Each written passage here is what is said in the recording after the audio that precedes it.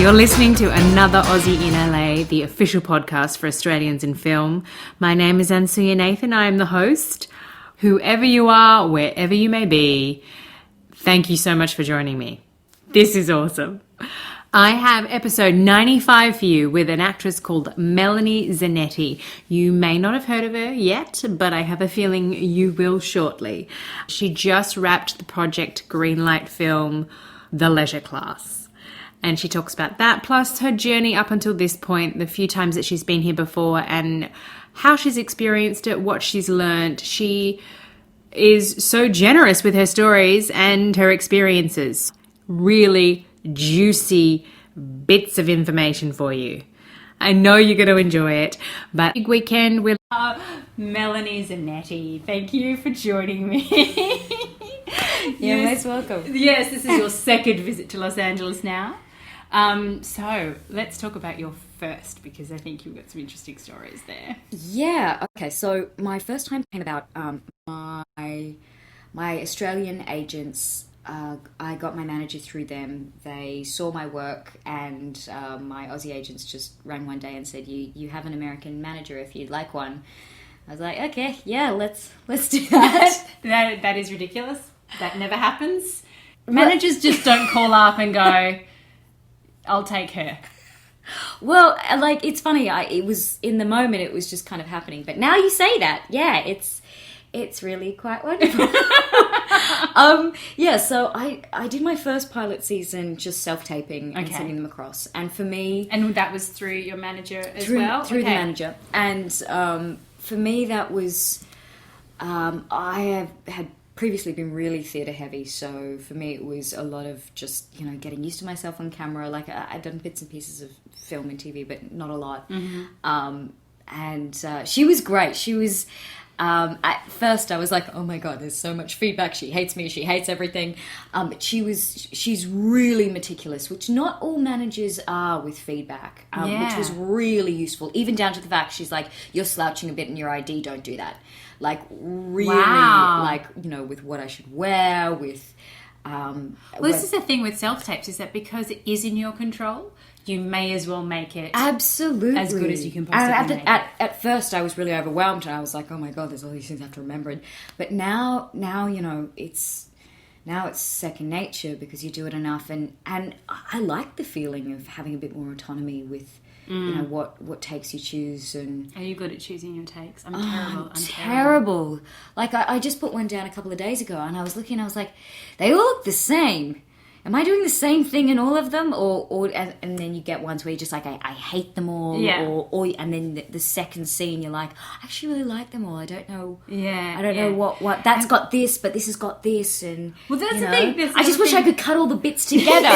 And they're like, this seems like a rather edited take.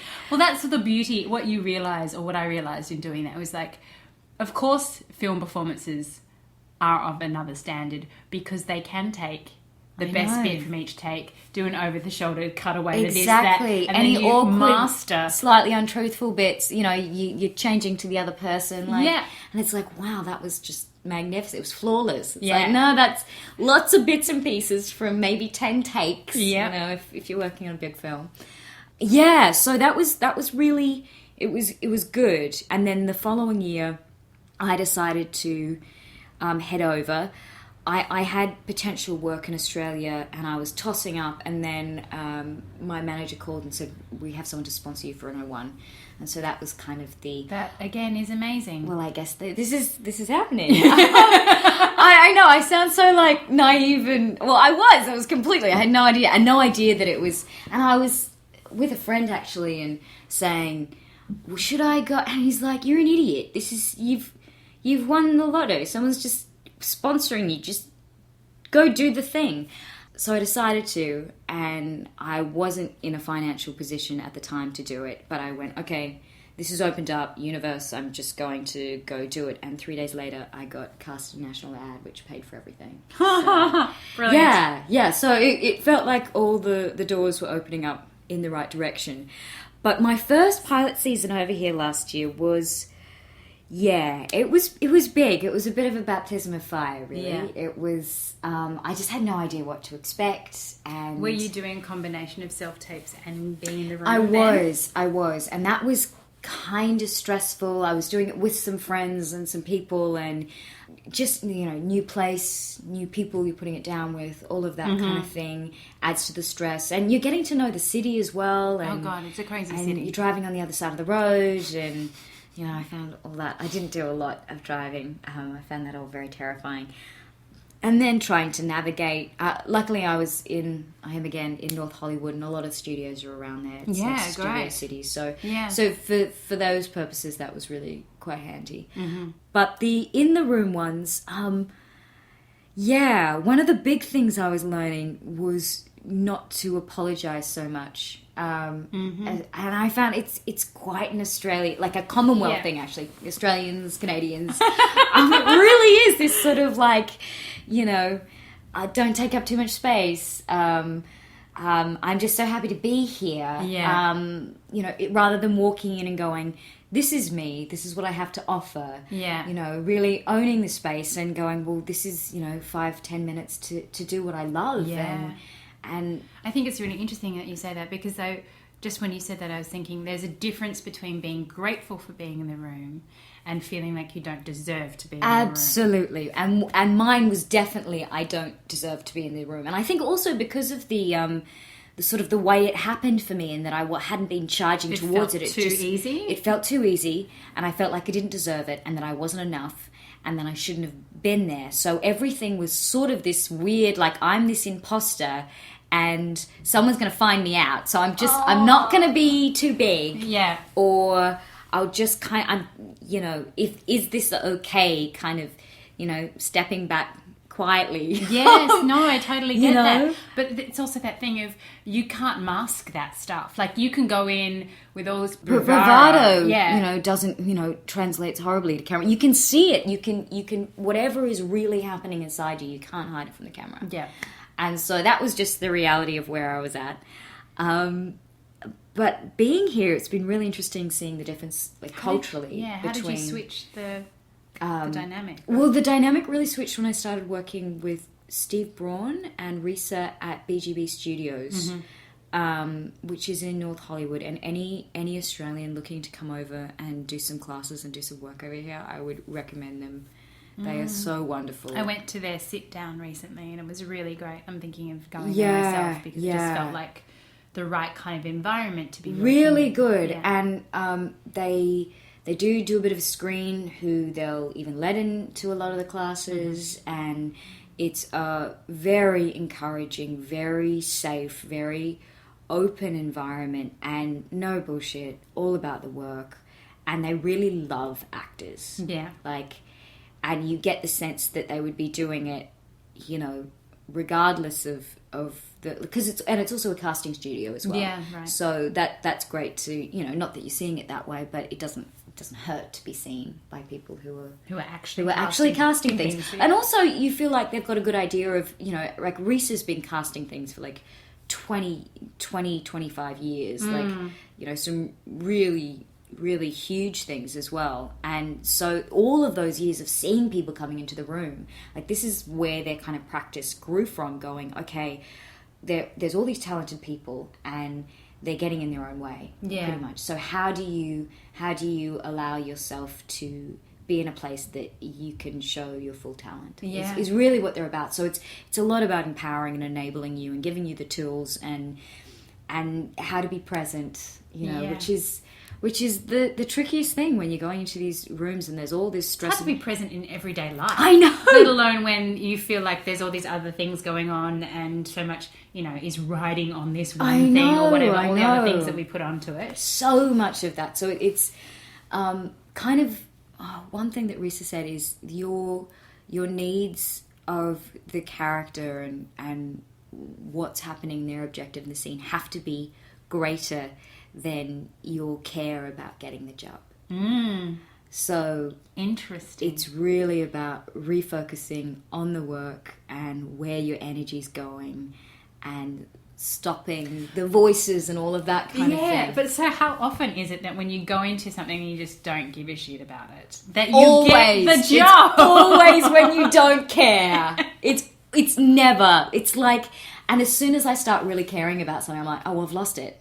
It's gone because there's this desperate energy that I must have this. Please. It's so right for me. That kind of overrides the work. Yeah. And because as you said, you cannot lie. The camera No, will you pick up can't. everything. And even if the person can't tell what it is, they know something's not right. yeah, absolutely. So it's how to be in that place. And they've got a really wonderful philosophy there. They put out a podcast at this pilot season, which was wonderful. It was they went through, really what pilot season is, all of the breakdowns with the studios and stuff. And for me, that was great. Like, what pilot season is, but kind of understanding the idea of pilot season. Yes, the intricacies and also seeing what a tiny part the actors are of that, and how long it's been, brewing before you even get to the audition process, and then all the stuff that happens afterwards. So, and how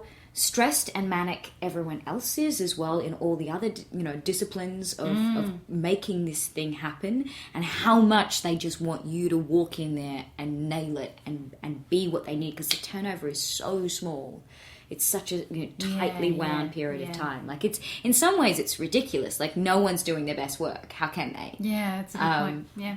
It's kind of crazy. So they had 5 principles they have for actors. So they had a lot about, techniques to how to get the best out of your work, but then how to be like a centered, happy actor so that you can be prolific. Yeah. And not just, these highs and lows. And so it's not just about the work, that No. you're a balanced human being who yeah, can and bring some stuff to the work. exactly. How can you, as a human, Yeah. doing what you love, make the most out of it? So they had sort of 5 things that they talk about. So meditate, and whatever that is for you. It doesn't have to be like traditional. It can be gardening or swimming or anything that you have time to have some introspection, because how are we supposed to do any of this unless we know ourselves? Yeah.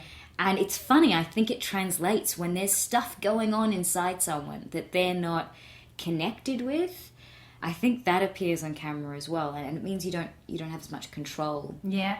Yeah, good point. So that, and then move, exercise, and they said preferably something like yoga that connects your breath and body. So it's so important. And also serving, which was an interesting one that they were saying.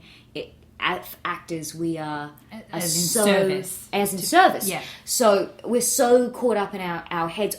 But, like, of course we are. Anyone who was put in a situation where they're constantly compared to other people. Yes. Looks, talent-wise, and have things happen that are completely out of your control, even if you do an amazing audition. That gets you so caught up in your head. And when you are the thing that people When you are are the deciding thing, whether it's has not your worth business or your for- skills. You are the business. You are the thing. Like, it makes it You are can the make commodity. you crazy. Yeah.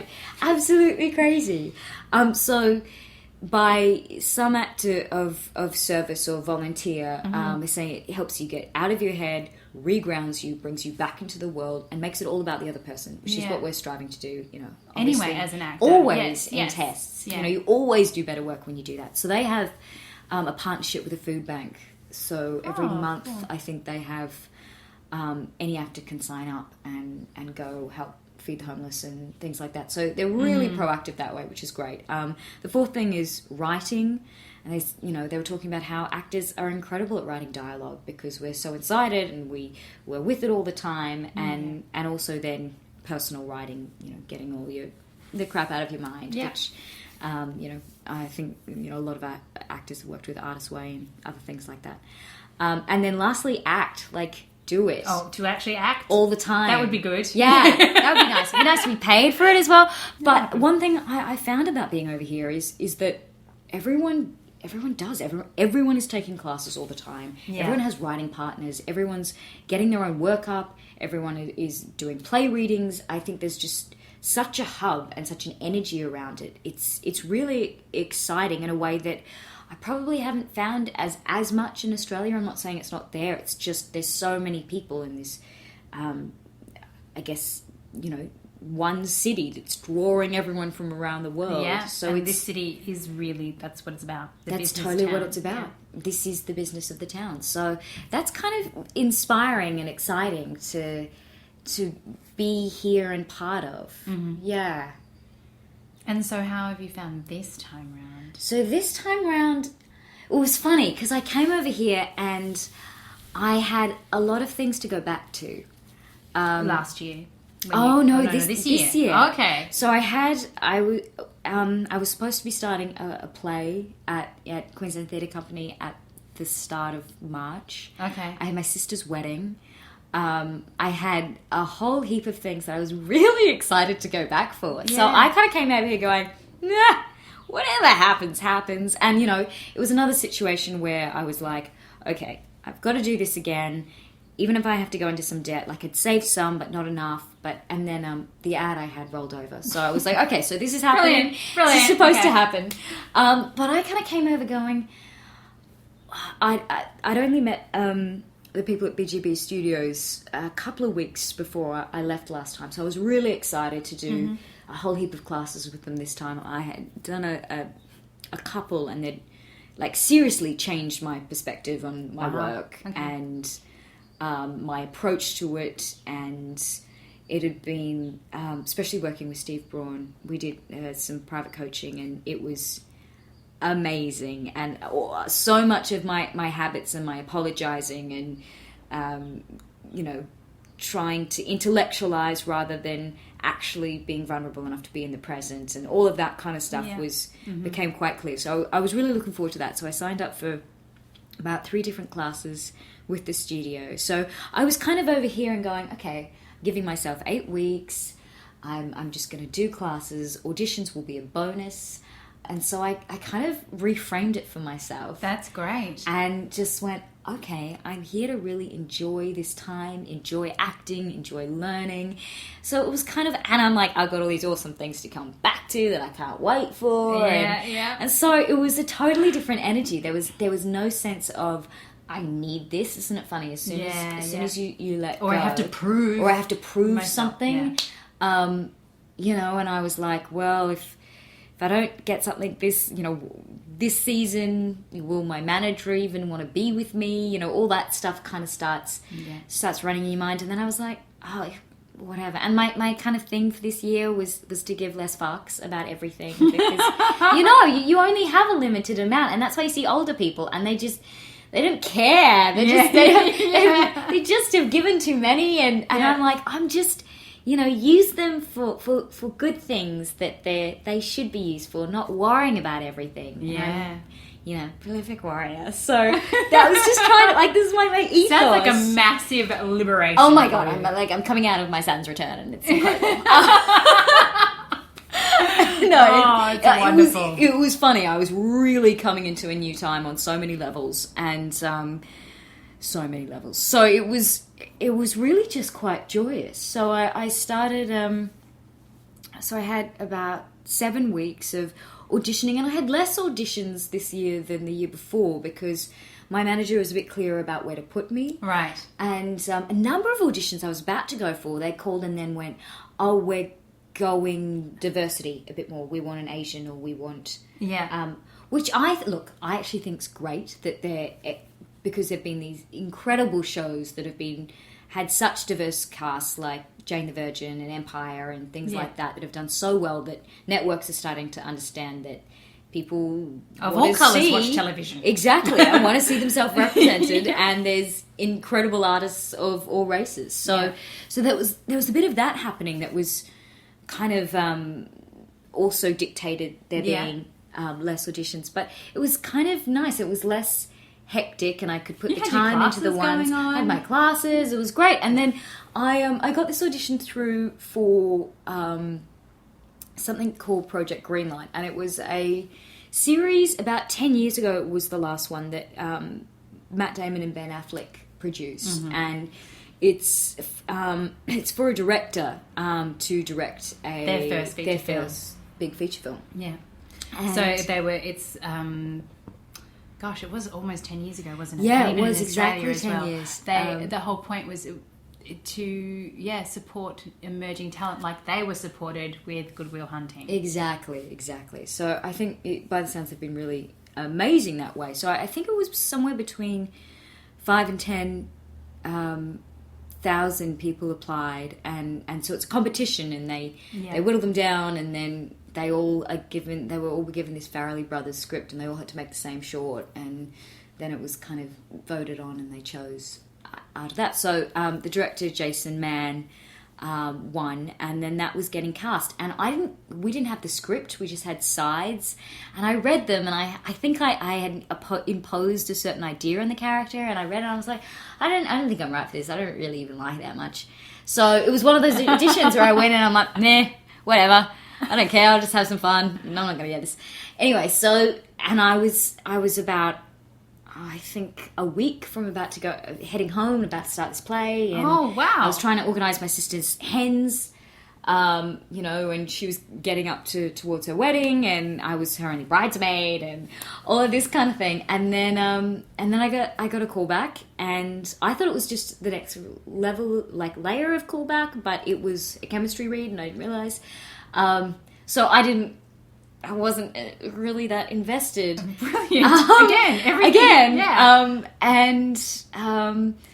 It was one of those ones where we had to wait around for an hour because the reader, and then I realised, I'm like, okay, the reader must be cast because they're waiting an hour, and this hilarious English guy turns up, and he's completely lost and walks one end of the hallway to the other with this, like, nerdy backpack on his back, and I couldn't stop laughing. He was so funny. And then that was the person we were reading opposite. And it's funny when you see someone and you're like, I get your humour. And then I went into the audition, and because the whole thing's a documentary as well, not only did they have the camera and the producer, two producers. Oh my God, of course. And You've got a the director, crew there's a whole documentary crew filming your audition as well. But it was... Was that weird? Well, I kind of just had to go... Oh, whatever.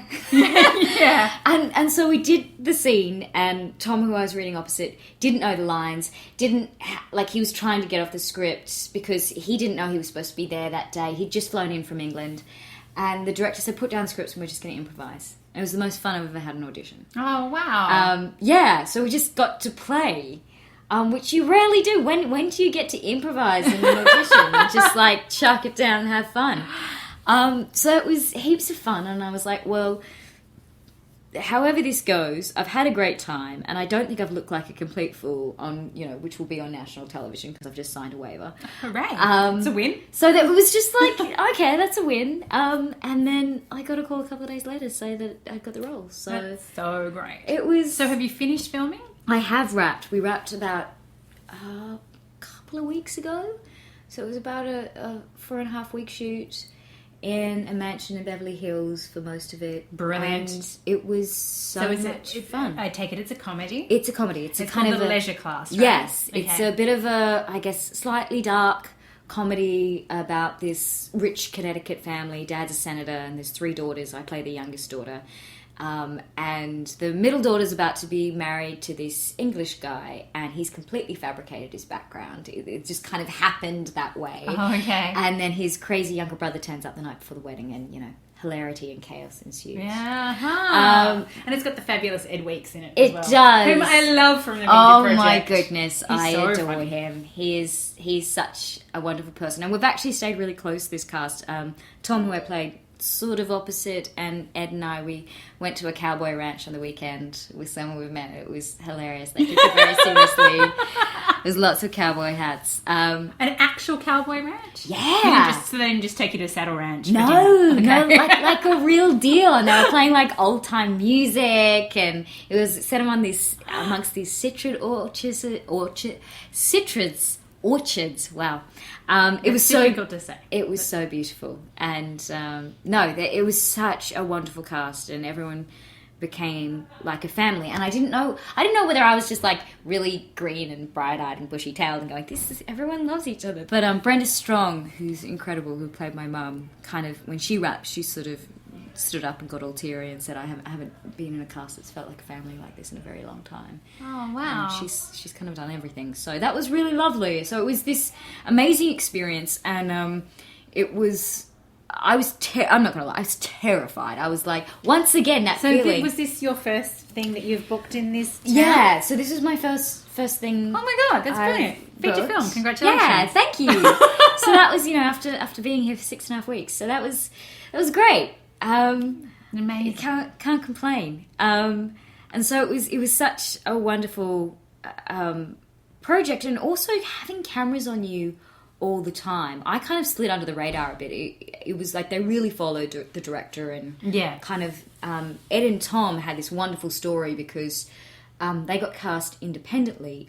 Tom was in the short of the film that got changed into a feature. Oh, cool. And so they decided to bring him out. Yeah. But Ed got cast independently, and they didn't know, but they were a comedy duo back in England for like 6 years. I think I've read about them. It's incredible. Yeah, right. So they had they playing these brothers, and they had all the chemistry. All the chemistry, all this history that you can't create that in this short amount of time. And also the director gave them so much leeway. There is so much improvisation because they had 2 cameras. We also shot in film, which was really nice. Oh, cool. But there was so much improvisation, and I don't know how I was going to edit this all together. Yeah, great. But so funny, like really, really fabulous stuff. And but for me, it was terrifying because I was like, okay, we're off script, and you just have to dive in and go with them. And for the first, I guess, few days, I was kind of timid until I realized how much fun they were having and how much, everyone's allowed to step up and join in this. And and you could see the whole cast kind of coming along on this ride that these 2 were kind of, pulling us along on. So it was really brilliant. It was a lovely crew, and director was so great. So yeah, hopefully, it's going to be on TV. It will be on TV. It's for HBO, right? Yeah. So the series will be, the doco will be for. I got paid out so much for saying doco. Apparently, that's a really Aussie thing to say. It is. And I say it all the time. I was doing an interview, and Ed and Tommy behind me, doco. What? Hey, we make everything short, mate. Doco. Yeah. Okay. That goes for 10 weeks, and I think it's Sunday night once Game of Thrones finishes. I think it takes that slot. Wow, that's a pretty good slot. Which is great.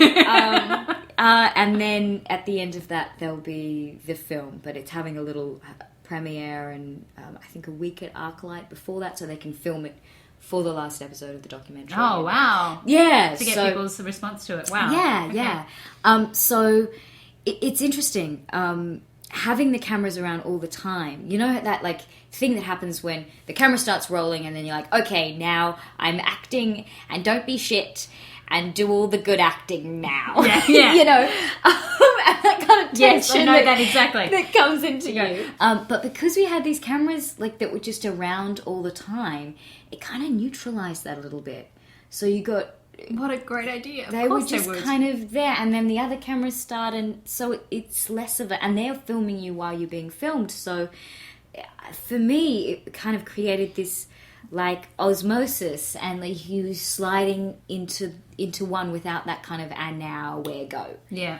Which I think really helped everyone, and also kind of helped everyone really become a team, because in some ways you had this, for want of a better term, common enemy. You had this the documentary crew around, and it was fine for me because I had a smaller role, but for the leads, they were mic'd up as soon as they set foot for the day. Yeah. So and you do forget, even if you're not mic'd and you start having this private conversation, you're like, oh my gosh, the whole world doesn't need to know about my ex-boyfriend. Not this way. When I write my memoir. Not like this. Not that I think they'll use any of that. It's, they've got so much footage. It really will be following Jason, the director, most of the time. Yeah. Probably Ed and Tom a little bit. But yeah, it was, it was the best first LA experience I could possibly ask for, really. It was a role that was a fun little role. She was, a shy character and has this, blossoming out of it arc, because of this, crazy character that comes in and kind of breaks up the fabrication of the whole waspiness of everything. But not much pressure, You're not carrying the film. Not carrying the film, kind of a supporting part. Not like heaps of lines, but in a lot of scenes. You know, a fun, likable character. So, and you know, you never know how much you're going to be in the film or not, or any with the edit. But it was a lovely way to have a first experience. Yeah, That sounds so great. I can't wait to see it. And you know, we were all kind of the other day got a bit scared. We were having lunch. We were asked to come in and see some of the edit so they can film us seeing some of the edit. And we were sitting there going, maybe it wasn't that funny. Maybe we just thought it was really funny. And one of the Bridget Regan, who plays, I guess, the lead female, the middle sister, she was like, I did this amazing project in Australia. It was a pilot and we all loved each other. We were going to like set up a commune and this was going to be the best 7 years of our life. And she's like, and it was bad. In the end, she's like, we had so much. And she's like, I'm so scared that I haven't had so much fun since that one. This is going to be bad because we liked it so much. But we went and saw the edit and like we saw like 2.5 minutes and it was really fun. It was genuinely funny and great. And the director was saying that when you have that kind of incredible chemistry with improvisation and like they're two very funny Englishmen, he's like, it's like you're capturing these moments. It's like lightning in a bottle. Yeah. Like you can't do that without the kind of joy. And they were funnier than a lot of the script. Yeah. So he was just like, keep that, lose that, that's not going to cut, let's do this and this and this. Like, so much freedom. It was really, it was amazing to watch and to learn from. So I feel like I learned so, not only just about what it's like being on like a decent sized movie set, like I've done a few features before, but you know, I've either had tiny roles or they've been like, you know, skeleton crew, right, tiny budget. Yeah. Australia. Yeah. Hooray. Yeah. And so, yeah, so much learning, and they were very generous, you know, camera crew as well, really like letting us know, you know, where we were with the shots, and when they, you know, I'd ask a lot of questions like, you know, you just said that's a cowboy, what does that mean? And, you know, it's like that's head to holster, and just things like this that I had no idea about. So there was so much learning, and it was a lot of fun. And it's so exciting. Like, I have to ask, did you end up missing your sister's wedding? I did. Aww. I did. With scheduling, it couldn't happen, and so it was like they were trying to ride up to the last minute, but it's just such a long flight there, and they're ahead. Yes, and then coming back. But my sister was amazing. She's so awesome. She was like, "Nah, this is totally where you're meant to be." Great. And we have other sisters, and they were the bridesmaids, and it looked beautiful. And I was. If I had not been having such an incredible time here, it would have been devastating. But I had, the cast was really great, and they kind of looked after me during that time, and I was fine until the photos started coming through, and I was like, damn you, Facebook! I hate you. All the feels. But you know, technology's so good these days. I could do a speech and send it off, and record it, and all of that kind of thing. So. Yeah, that did happen, but in the end, I think, you know, all things happen for a reason. Well, they have for me in this situation. So I'm not knocking it. You seem to be on a roll, so I think you're doing fine. Yeah, and it was don't get in your way. It was try not to get in your own way. But it was amazing. Like, I had a birthday during the filming. It was on a Saturday, and I told one member of the cast, and.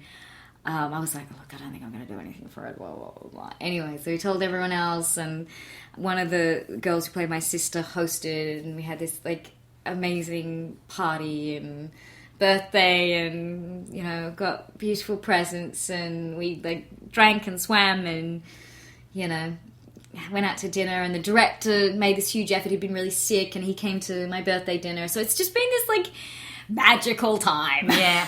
Yeah. More magic. Yeah. More. So now I'm here until the end of the month. Okay. At the moment. My sister, whose wedding I missed, is moving to Abu Dhabi in May, so I want to see her before she goes. Wow. Okay. But it is one of those things where you're like, that was incredible. Now what am I doing? Yeah. You know, which is always the thing. But my manager's been great, and I don't have an agent here yet, but she's incredible. She kind of acts like an agent as well. When I tell people how many auditions I get through my manager, some people are surprised. So I don't know. I don't know what's normal or what's not normal. Exactly. I'm Best. really doesn't matter. No. as long as it's working for me at the moment. Yeah. But yeah, so new auditions have started to come through, and there's been. So do you think you'll be back before the film's out, or just? Well, the film's out. It's a really quick turnaround because it's for right. TV, and so he's like madly editing. 16 hours a day. The premiere is set for 18th of July. Oh, wow! Which is incredible because you never get to do a project and then get to be in it, so like have the continuum of it happening so quickly. No, so usually it's like a year or something. It's kind of magical. So it will be on HBO in the film in September, I think. But July is when they're having their little premiere, so they can film it for the TV show. Oh, okay. So I'm looking to be back for that. Great. And then look, everything is so open.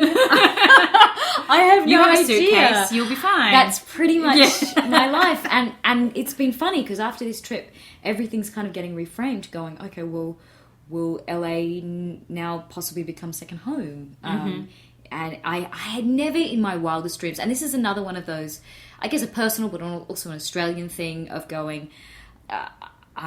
That's for other people who are doing the things. That's not for me, and it's the first time I've been like, okay, no. Maybe this is also for me, and I can do this and be part of this world. And it's funny, then you start doing it, you're part of it, and it feels very natural. And it's funny, all the kind of the ways boxes I put things in. That little goes mental there. barriers that we Absolutely. go, oh, it's nice what they're doing over there. Maybe one day I'll get to do that kind of thing. Yeah, and then but not really believing it. Yeah. And then you're there, and you're like, oh, this feels very natural and fine. So yeah, maybe this is what's happening now. So everything's completely up in the air. I don't know what I'm doing for my life next. So I've had a couple of good auditions. One which they were really happy with, and they're like, okay, we'll stick around for a bit, for callbacks and that kind of thing. So I don't know. Yeah, who knows? I don't know. Do you know what you're doing tonight? No. It's Friday night. I actually anything don't know. could happen. And look, the city really does have that feeling. Like anything could happen. Yeah. It's kind of magic that way. I don't know. Like, you'd be able to tell me the difference between coming over and feeling like you're not necessarily permanent, and then living here.